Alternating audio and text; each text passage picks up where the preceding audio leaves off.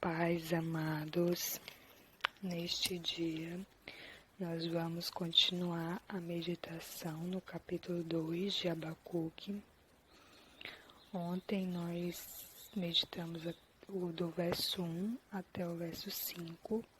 Hoje nós vamos terminar o capítulo. Vamos orar e pedir direção de Deus. Senhor meu Pai, vem falar conosco através da Tua Palavra.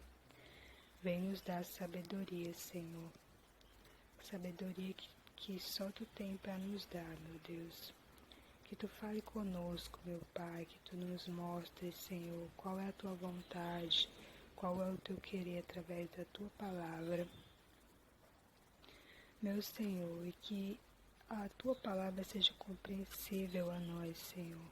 Que Teu Espírito Santo nos revele aquilo que nós, como seres humanos, não somos capazes de compreender, mas que o Teu Espírito nos revele os mistérios da Tua Palavra, nos revele a Tua vontade. Em nome do Teu Filho amado Jesus Cristo, nos direciona nessa hora, em nome de Jesus. Amém. O capítulo 2, ele é dividido em duas partes. A segunda parte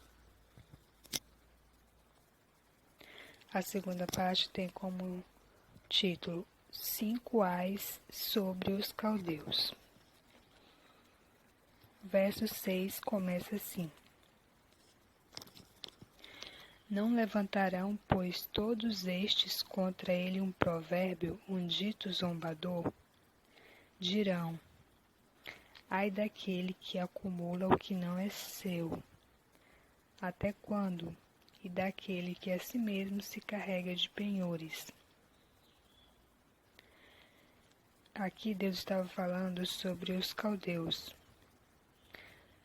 Se aqueles povos a quem ele subjugava, oprimia, se eles não levantariam um provérbio, um dito zombador a respeito deles, dos caldeus. E aí Deus fala que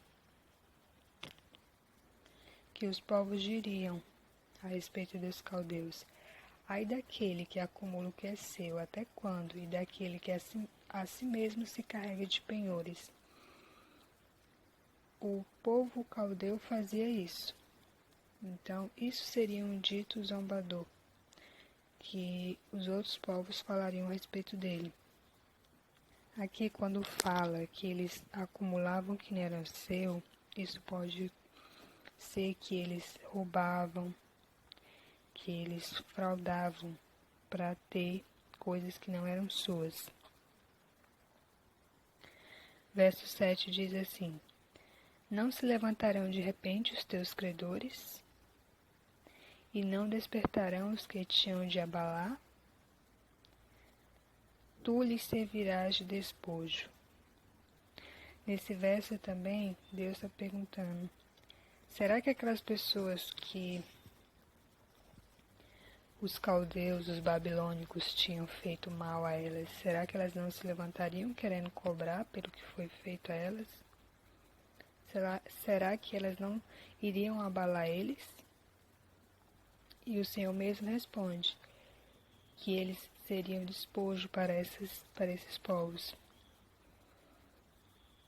O verso 8 continua: visto como despojaste a muitas nações, todos os mais povos te despojarão a ti, por causa do sangue dos homens e da violência contra a terra, contra a cidade e contra todos os seus moradores.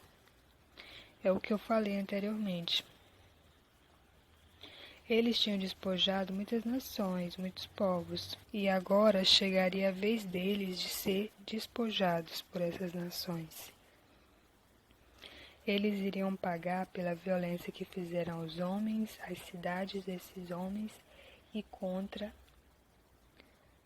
os moradores dessas cidades. Seguindo, o verso 9 diz: ai daquele que ajunta em sua casa bens mal adquiridos, para pôr em lugar alto o seu ninho, a fim de livrar-se das garras do mal.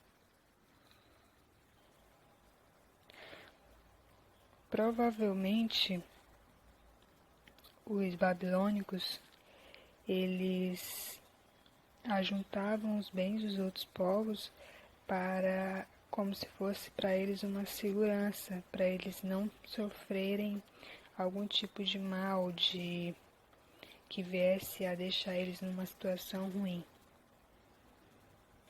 O verso 10 diz assim: vergonha maquinaste para a tua casa, destruindo tu a muitos povos pecaste contra a tua alma. Ou seja, o fato deles terem destruído muitos povos fez com que a alma deles pecasse. Verso 11: porque a pedra clamará da parede, e a trave lhe responderá do madeiramento. Eu enxergo aqui que Deus está falando que até as pedras das paredes que eles destruíram, elas iriam clamar. E até as madeiras também iriam exigir vingança contra esses povos que tinham destruído as cidades, que tinham destruído os homens que moravam naquelas cidades. O verso 12 diz assim: ai daquele que edifica a cidade com sangue e a fundamenta com iniquidade. Verso 13: não vem do Senhor dos Exércitos que as nações labutem para o fogo e os povos se fatiguem em vão? Verso 14 diz assim: pois a terra se encherá do conhecimento da glória do Senhor, como as águas cobrem o mar. Verso 15 diz assim: ai daquele que dá de beber ao seu companheiro, misturando à bebida o seu furor, e que o embebeda para lhe contemplar as vergonhas. Para essas pessoas, a resposta que o Senhor deu foi, verso 16: serás farto de opróbrio em vez de honra. Bebe tu também e exibe a tua circuncisão. Chegará a tua vez de tomares o cálice da mão direita do Senhor, e ignomínia cairá sobre a tua glória. Eu percebo aqui que o que eles faziam aos outros povos, eles iriam sofrer, eles iriam passar pelas mesmas coisas. Da forma que eles agiam com os outros povos iriam agir com eles. Eu penso também que algumas coisas aqui nesse capítulo, elas não devem ser interpretadas literalmente. Quando ele diz, ai daquele que dá de beber ao seu companheiro, misturando a bebida o seu furor, e que ele embebeda para lhe contemplar as vergonhas. Talvez aqui não fosse a bebida em si, fosse alguma outra coisa que os caldeus fizessem aos povos que deixassem eles envergonhados. Verso 17: porque a violência contra o Líbano te cobrirá, e a destruição que fizeste dos animais ferozes te assombrará, por causa do sangue dos homens e da violência contra a terra, contra a cidade e contra todos os seus moradores. Eu enxergo aqui que eles iriam pagar pela violência que eles fizeram aos homens, às cidades desses homens e também à natureza. Deus não deixaria impune a violência que eles fizeram aos animais irracionais.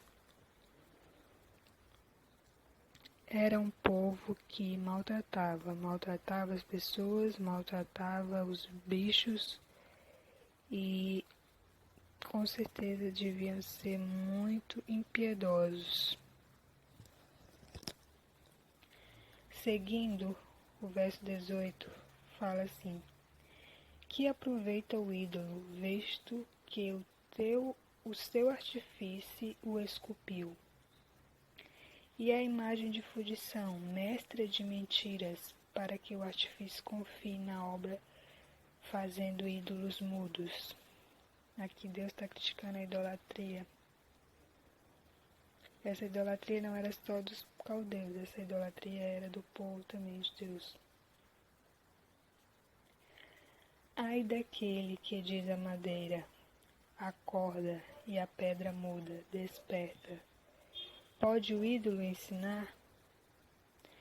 Eis que está coberto de ouro e de prata, mas no seu interior não há fôlego.